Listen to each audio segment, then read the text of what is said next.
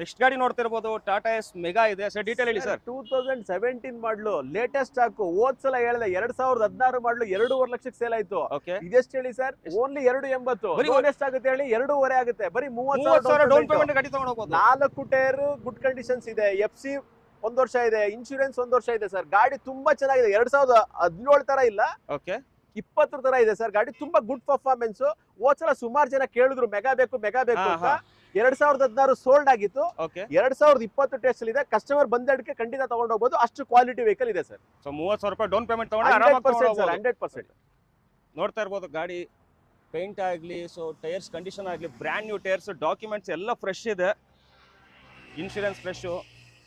ಬರೀ 30,000 ತಂದ್ರೆ ಗಾಡಿ ತಗೊಂಡು ಹೋಗ್ಬೋದು ಡೌನ್ ಪೇಮೆಂಟ್ ಮಾಡಿದ್ರೆ. ಸೊ ಹಿಂದೆ ಕ್ಯಾಬಿನ್ ಕೂಡ ನೋಡ್ತಾ ಇರ್ಬೋದು, ಅದೊಂದು ಆಮೇಲೆ ವೆಲ್ ಮೇಂಟೈನ್ ಆಗಿದೆ. 18 ಒಂದಿದೆ, 18